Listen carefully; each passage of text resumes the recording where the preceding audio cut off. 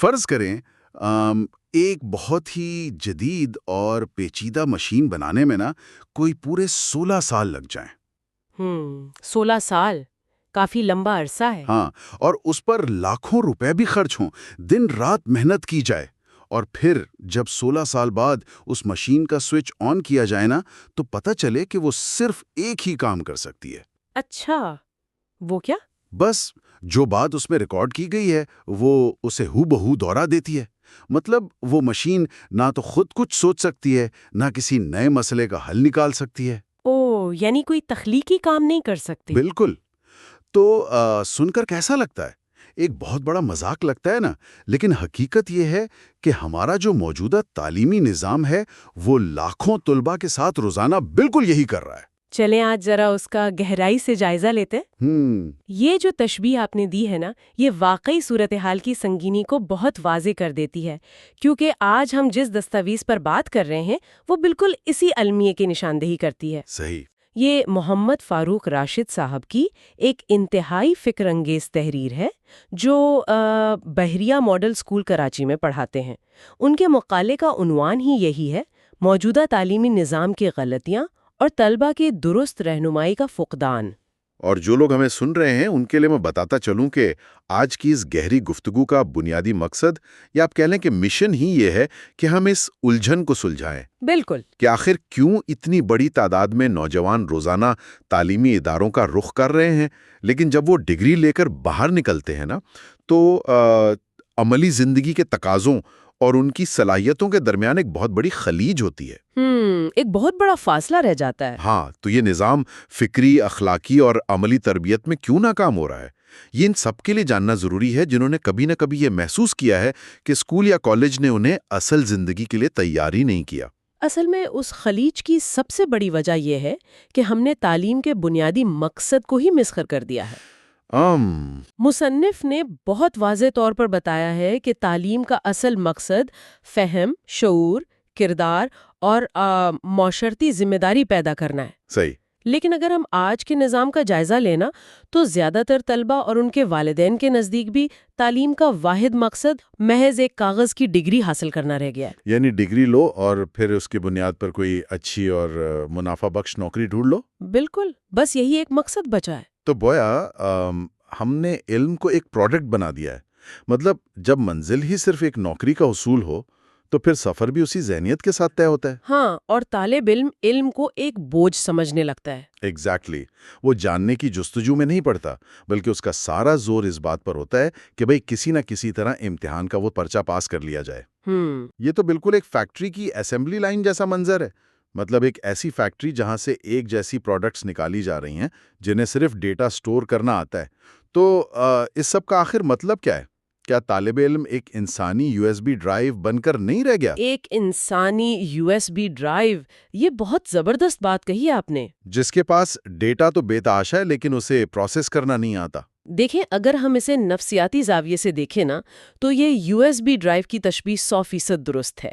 ہوتا کیا ہے کہ جب تعلیمی نظام کا حتمی ہدف صرف نوکری اور نمبروں کی دوڑ بن جائے تو انسانی ذہن قدرتی طور پر شارٹ کٹ تلاش کرتا ہے۔ اور وہ شارٹ کٹ ہمارا مشہور زمانہ رٹا سسٹم۔ بالکل، ماخذ کے مطابق امتحانات میں وہی سوالات پوچھے جاتے ہیں جو ہو بہو کتاب میں چھپے ہوتے ہیں۔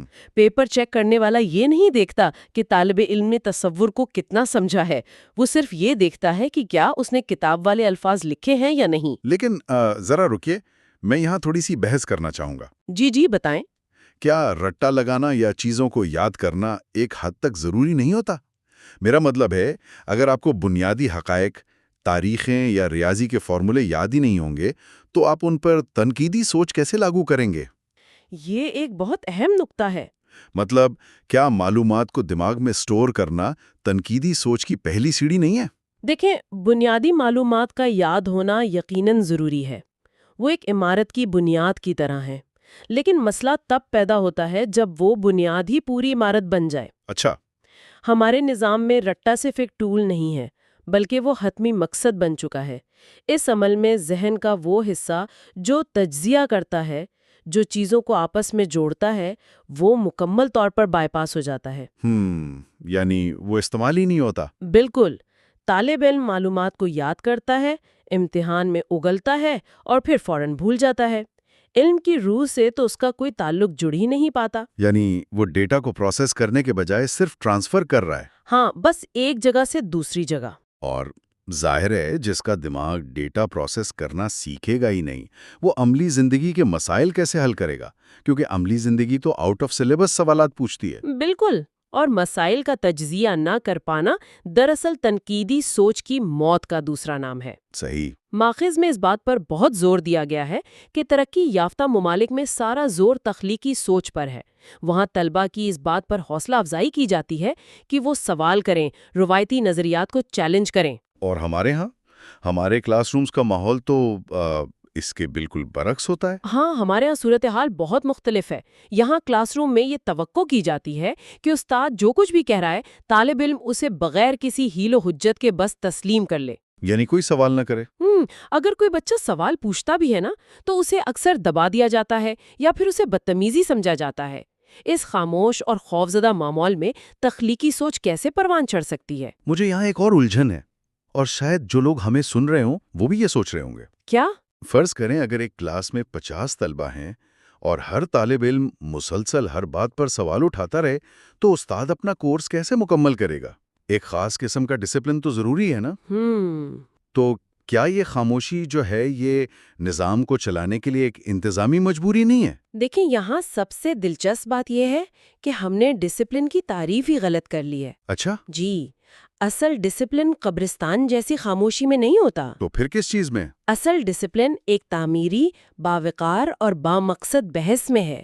مصنف کا موقف ہے کہ جب ہم نصاب مکمل کرنے کی اندھی دوڑ میں سوالات کو دبا دیتے ہیں تو وہ نصاب مکمل ہونا کسی کام کا نہیں رہتا۔ صحیح بات ہے۔ بغیر سوال کیے معلومات کو قبول کر لینے سے طالب علم کا ذہن ایک بند کمرے کی طرح ہو جاتا ہے جس میں تازہ ہوا کا کوئی گزر نہیں ہوتا۔ اگر ایک طالب علم میں سوال کرنے کی جرت ہی نہیں ہے تو وہ جدید دنیا کے چیلنجز کا سامنا کیسے کرے گا؟ تو گویا ہم یہ کہہ رہے ہیں کہ کلاس روم میں خاموشی دراصل ایک طرح کا نفسیاتی خوف ہے جو بچے کے اندر بٹھا دیا گیا ہے۔ بالکل۔ اور ہم اسے ڈسپلن کا نام دے کر بس خود کو تسلی دے رہے ہیں۔ قطعی طور پر۔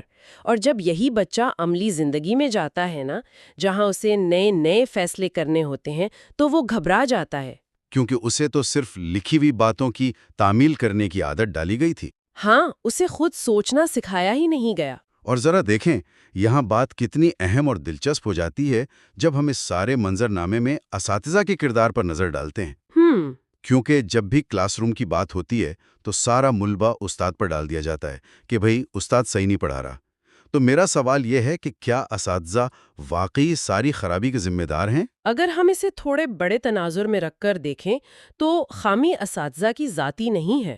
مصنف نے خود بڑی واضح طور پر یہ تسلیم کیا ہے کہ پاکستان میں بے شمار اساتذہ انتہائی محنتی اور مخلص ہیں۔ تو پھر مسئلہ کہاں ہے؟ مسئلہ ان کی نیت کا نہیں، ان کی پیشہ ورانہ تربیت کا ہے۔ ہمارے تعلیمی نظام نے کبھی اساتذہ کو جدید خطوط پر تیار کرنے کو اہمیت ہی نہیں دی۔ مطلب ان کی ٹریننگ نہیں ہوتی؟ جی، انہیں ایجوکیشنل سائیکالوجی یعنی تعلیمی نفسیات نہیں پڑھائی جاتی۔ یعنی انہیں یہ نہیں سکھایا جاتا کہ ہر بچے کا سیکھنے کا انداز مختلف ہوتا ہے؟ بالکل، ایک بچہ شاید دیکھ کر جلدی سیکھتا ہو، دوسرا سن کر، اور تیسرا اپنے ہاتھوں سے کوئی کام کر کے۔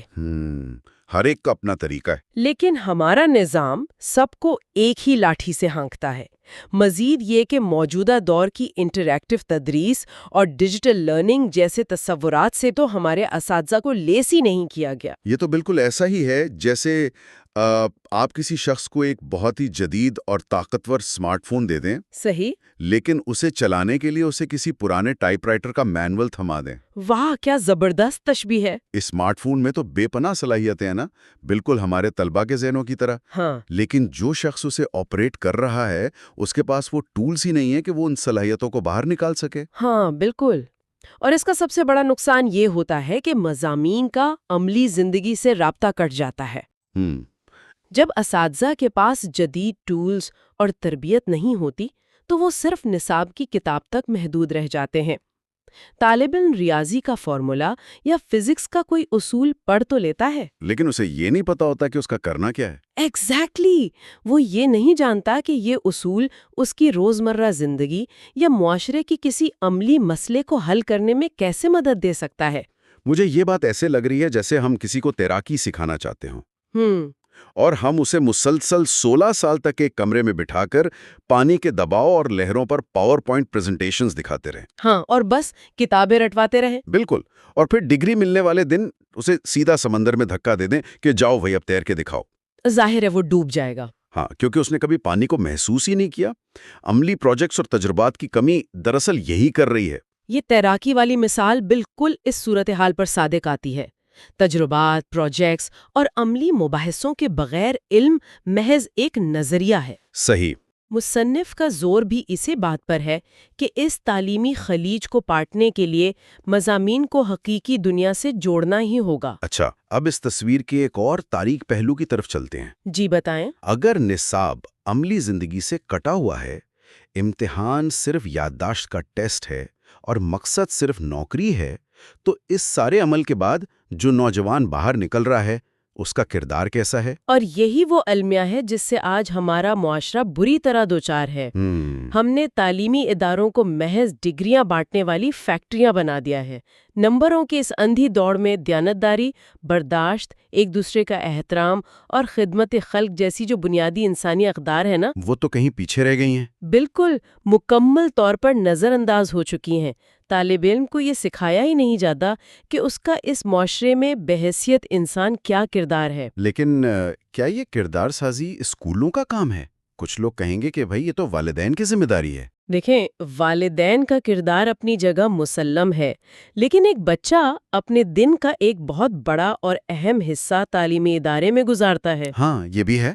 اگر وہاں کا ماحول صرف مسابقت اور ایک دوسرے کو پیچھے چھوڑنے پر مبنی ہوگا تو اس کے اندر ہمدردی کیسے پیدا ہوگی؟ صحیح بات ہے۔ اس کے ساتھ ساتھ ایک اور بہت بڑا خلا جو مقالے میں زیر بحث آیا ہے وہ کریئر گائیڈنس کا فقدان ہے۔ یہ تو ایک انتہائی سنگین مسئلہ ہے۔ ہمارے ہاں تو کیریئر کا فیصلہ اکثر محلے والوں یا رشتہ داروں کی دیکھا دیکھی ہوتا ہے۔ بالکل، اسکولوں اور کالجوں میں طلبہ کی نفسیاتی اور پیشہ ورانہ رہنمائی کے لیے کوئی مؤثر نظام سرے سے موجود ہی نہیں ہے۔ طالب علم کو معلوم ہی نہیں ہوتا کہ اس کی اصل دلچسپی کیا ہے اور اس کی فطری صلاحیتیں کس شعبے سے مطابقت رکھتی ہیں۔ اور اس کا نتیجہ کیا نکلتا ہے؟ وہی بھیڑ چال۔ ایگزیکٹلی۔ اگر ایک کا دوست انجینئرنگ کر رہا ہے تو وہ بھی اسی طرف چل پڑتا ہے۔ ہاں، اور اگر خاندان میں ڈاکٹر بننے کا رواج ہے تو بچہ اپنی فنکارانہ صلاحیتوں کا گلا گھونٹ کر میڈیکل میں داخلہ لے لیتا ہے۔ اور جب وہ ان شعبوں میں جاتے ہیں جو ان کے مزاج کے بالکل خلاف ہوتے ہیں تو ان کی نفسیاتی حالت کیا ہوتی ہے؟ میں نے ایسے بہت سے نوجوان دیکھے ہیں جو ڈگری تو لے لیتے ہیں لیکن وہ اندر سے ٹوٹے ہوئے ہوتے ہیں، اور وہ ساری زندگی ایک اندرونی غیر اطمینانی کا شکار رہتے ہیں۔ وہ شاید نوکری تو کر لیں لیکن وہ کبھی اپنے کام میں کوئی جدت یا انوویشن نہیں لا سکتے کیونکہ ان کا دل اس کام میں نہیں ہوتا۔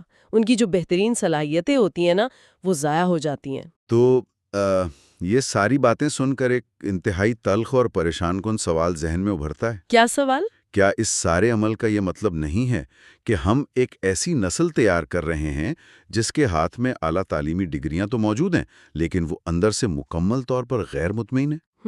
مطلب وہ اپنی ہی صلاحیتوں سے ناواقف ہے اور کسی بھی قسم کی معاشرتی ذمہ داری سے عاری ہے۔ بدقسمتی سے یہ ایک تلخ حقیقت ہے، اور اسی مقام پر مصنف محمد فاروق راشد صاحب نظام کی مکمل اور فوری اصلاح کا مطالبہ کرتے ہیں۔ صحیح۔ ان کے مقالے کا نچوڑ یہ ہے کہ تعلیم کا اصل مقصد محض ورکرز پیدا کرنا نہیں ہے بلکہ انسان سازی ہونا چاہیے۔ انسان سازی، یہ بہت گہرا لفظ ہے۔ بالکل، ایک متوازن اور صحت مند شخصیت تبھی تشکیل پاتی ہے جب نوجوانوں کو ان کی صلاحیتوں کے مطابق درست سمت دکھائی جائے، انہیں یہ بتایا جائے کہ علم صرف اپنے پیٹ پالنے کے لیے نہیں ہوتا، ہاں، بلکہ معاشرے میں ایک مثبت تبدیلی لانے کے لیے بھی ہوتا ہے۔ بالکل، یعنی ہمیں پورے تعلیمی ڈھانچے کے فلسفے کو تبدیل کرنے کی ضرورت ہے۔ جی، جب تک نظام تعلیم امتحانات کے خول اور رٹے کے اس شکنجے سے باہر نہیں نکلے گا، ہم کبھی بھی ایسا معاشرہ تشکیل نہیں دے پائیں گے جو اخلاقی اور فکری طور پر مضبوط ہو۔ اساتذہ کی تربیت، کیریئر گائیڈنس اور مضامین کو عملی زندگی سے جوڑنا، یہ وہ بنیادی ستون ہے جن پر ایک کامیاب تعلیمی نظام کی عمارت کھڑی ہو سکتی ہے۔ اور یہ کسی ایک فرد کا نہیں بلکہ پوری قوم کے مستقبل کا مسئلہ ہے۔ علم واقعی صرف جاننے کا نام نہیں بلکہ اسے اپلائی کرنے اور اس سے دوسروں کی زندگیوں میں بہتری لانے کا نام ہے۔ بالکل ایسا ہی ہے۔ آج کے اس تفصیلی جائزے سے یہ بات تو پوری طرح واضح ہو گئی ہے کہ موجودہ نظام ہمیں آگے لے جانے کے بجائے ہماری صلاحیتوں کو ایک بند گلی میں دھکیل رہا ہے۔ آپ کا بہت شکریہ کہ آپ نے ان پیچیدہ پہلوؤں کو اتنی گہرائی اور وضاحت کے ساتھ ہمارے سامنے رکھا۔ مجھے خوشی ہے کہ ہم نے اس اہم موضوع کے ان پہلوؤں پر بات کی جو عموماً ہم لوگ نظر انداز کر دیتے ہیں۔ ہم اپنی اس گہری گفتگو کو یہاں سمیٹ رہے ہیں، لیکن جانے سے پہلے آج کے اس سارے بحث کی روشنی میں سننے والوں کے لیے ایک نیا اور تھوڑا سا پریشان کن سوال چھوڑ کر جانا چاہتا ہوں۔ ذرا اس پر سوچئے گا۔ جی ضرور۔ آج مصنف نے ہمیں خبردار کیا ہے کہ رٹا سسٹم انسان کی سوچنے اور تجزیہ کرنے کی صلاحیت کو ختم کر رہا ہے، اور ہمارے نظام تعلیم کا سارا زور صرف اس بات پر ہے کہ طلبہ معلومات کو زیادہ سے زیادہ یاد رکھ سکیں۔ اب ذرا آج کے دور کی حقیقت کو دیکھیں۔ آج مصنوعی ذہانت یا اے آئی آ چکی ہے۔ اے آئی کسی بھی انسان کے مقابلے میں معلومات کو یاد رکھنے، پروسیس کرنے اور پلک جھپکتے میں اگلنے میں ہزاروں گنا زیادہ تیز اور درست ہو چکی ہے۔ بالکل، اس میں کوئی شک نہیں۔ تو اگر ہمارا تعلیمی نظام بدستور صرف انسانی میموری کارڈز ہی بناتا رہا نا، تو کیا اگلے 10 سالوں میں یہ نظام اور اس سے نکلنے والے وہ تمام طلبہ مکمل طور پر غیر متعلق اور بیکار نہیں ہو جائیں گے؟ سوچتے رہیے اور سوال کرتے رہیے، کیونکہ جو سوال کرنا چھوڑ دیتا ہے وہ سیکھنا چھوڑ دیتا ہے۔